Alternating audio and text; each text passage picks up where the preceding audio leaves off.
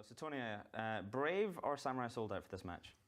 I really want to go with Samurai Sold Out. They beat they beat the Barcode team, formerly Thermodynamics, so I think they've got a good amount of piloting skill, and it seems like they've got a pretty strong comp too, so I want to go with the Samurai Sold Out team. Jin, as a weeb, I'm assuming you're going to agree with that? Yeah, I mean, I said before that I think Samurai Sold Out are going to hit top 8 this year.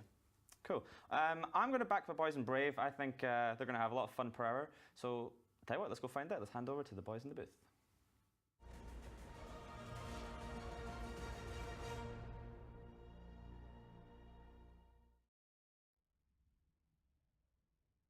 Thank you, Ithaca. Welcome back to Alliance Tournament 16. We are ready for the matchup between Brave Collective and Samurai Sold Out.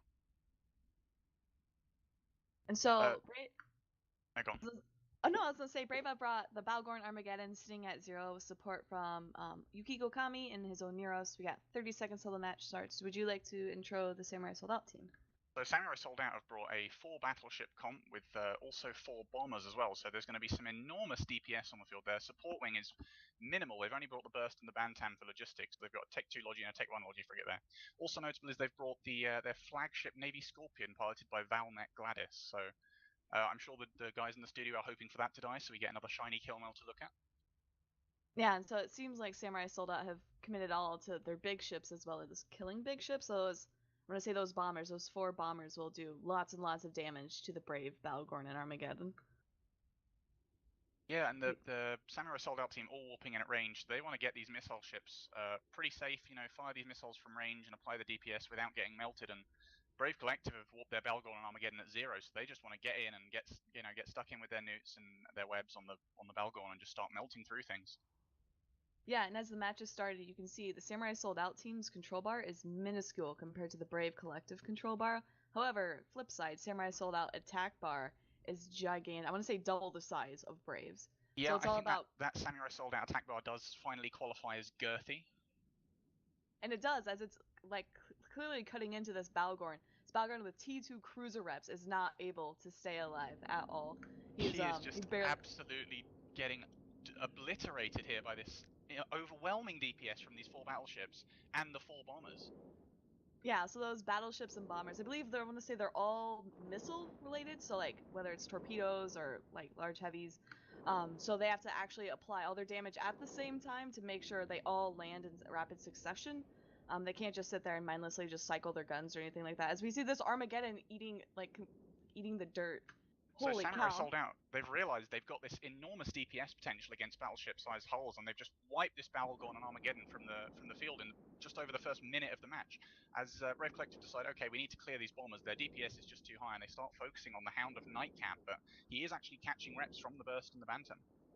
Yeah, I'm actually super impressed. So this is T1 Frigate Logi. The Burst and the Bantam are something I want to say alpha players can actually sit in, like, I want to say within a day maybe of training, and they are here in the Alliance tournament. I want to say actually helping Samurai Sold Out win as the start day falls for Brave Collective. Samurai Sold Out are just methodically going through everything that Brave Collective have, starting from the biggest things and just powering through them with this enormous attack potential. Yeah, so this Hound is still somehow alive. He's in half armor, but he's still catching reps. And looks like they finally have managed to actually catch the burst. So maybe Brave Collective will focus on this logistics, but they are not doing enough. Maybe Samurai Sold Out. I believe they are reloading. You see their attack bar at complete 0. No one actually firing really at all. They have to reload and then try to apply all their DPS consecutively again. Well, I mean, with that reload time, Brave Collective have a little bit of a breather to try and trade something back, take this Hound down if they can finally break it. But, I mean, as soon as they finish reloading, this attack bar is just going to shoot back up, and whatever Samurai Sold Out decide to shoot is going to just get wiped from the field in a matter of seconds. As the Vexor of Catalia Mist goes off the field. Yeah, and we have just been informed that the Samurai Sold Out, so that control bar is actually 2 painters. So if you see the target painter now on the Omen, like you can definitely tell who Samurai Sold Out will be primarying. So that increases the sig radius, which allows these torpedoes, missiles, whatever you call them, to apply better.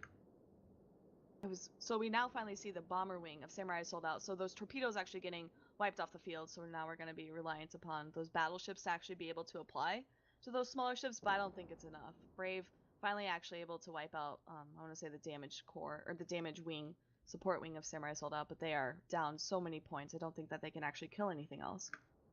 Yeah, and I'm sure Jintan will be delighted to see Samurai Sold Out winning, but this is a really, really ballsy comp from them. They've come barely any support wing, barely any logistics. They've just said, we're going to go full DPS. We're going to completely commit to melting whatever the opponent brings.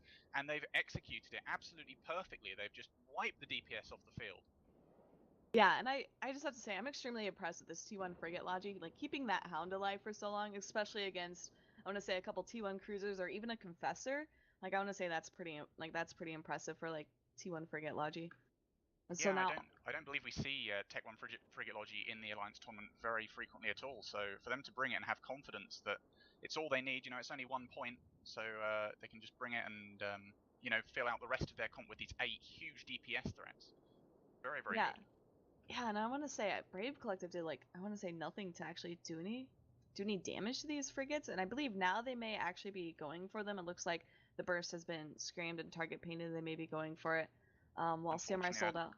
I think it's just going to be too little too late with only the Confessor, the Malar, and the Hound left, and the Hound will really struggle to apply to those frigates. I think, you know, the Samurai Sold Out team just really, really good execution. The Hound, yeah, as you said, it stayed, the Nightcap stayed alive so long. But I mean, yeah, remarkable work from this Samurai Sold Out squad. Yeah, and along with that, I want to say Samurai Sold Out has been doing pretty well at timing. I want to say their reloads and timing when they all attack at once. So I believe I'm gonna say most missiles, like rapid lights, rapid heavies, it's like a decent 30 seconds where they have to reload, and if you mistime that with damaging an opponent's ship, then that gives them more time to then be able to rep and prevent them from actually dying. So as you can see with this Oneros Yukiko finally falling, they're all just applying to him. Yeah, of course, with those rapid missile launchers, you want to make sure everyone's firing at the same time, so you can get, you know, 2,000, 3,000, you know, all of your DPS in one go, one solid chunk, rather than having people split up, people not having their launchers reloading at the same time, and then you end up with, you know, 800 DPS over 3 minutes, and it's not going to break. It's not going to break anything. Yeah, and so we finally see both the Burst and the Bantam die for Samurai Sold Out. May they rest in peace for doing so well. And the Hound on Brave collected down as well. And it looks like, I want to say they're probably going for the Mauler next. And it was just a Confessor. So Samurai Sold Out just cleaning the field and finishing off Brave Collective. It doesn't matter what they lose now. These battleships are, I want to say it's going to be near impossible for Confessor and Mauler to kill any one of these battleships. Yeah, and this match combined with the really impressive match against Barcode yesterday, Samurai Sold Out really making a name for themselves, showing that they can't be underestimated. They really are a team to reckon with. And you know, if you're in the next round facing against Samurai Sold Out, you absolutely cannot underestimate them. They know what they're doing. They've brought a comp that they've executed absolutely perfectly twice now. Both games just impeccable game plan from them. And you know, you need to be really prepared if you're coming up against this squad. Yeah, I was gonna say, as the Confessor falls and the Mauler is nearly dead. Usually, like, I know last year, oh, the Mauler did die. Alright, well, with that, we'll send it back to Ithaca and the guys in the studio.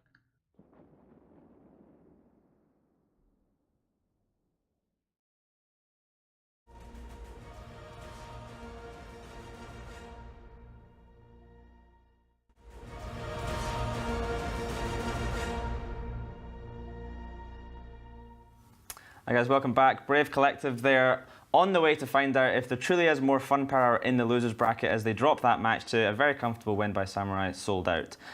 Pretty interesting fact on that match is Samurai Sold Out brought 2 paints as their entire E-War complement. Who needs E-War when you have damage, Jintan? Yeah, and just to add to that, they actually had the biggest attack bar of any winning team so far in this tournament, bringing the girthiest of compositions to bear against what I think is an anti-strat from Brave. It looked like Brave with their Balgon and Armageddon was specifically targeting the composition that Samurai Sold Out brought in their previous win against Barcode. Perhaps thinking that Samurai Sold Out would try and ride that momentum in, and they intended to set them up for that fall, and it didn't really happen. Can you talk to us a bit about why that composition failed? I think that the missile systems used don't use any cap whatsoever. So the Balgon and the Armageddon weren't really useful. I think in the previous comp they had that Rail Tengu, and they had a few other more cap specific ships. They also had a lot more range than before, so they're going to be outside the Armageddon and the Balgon's newts and webs.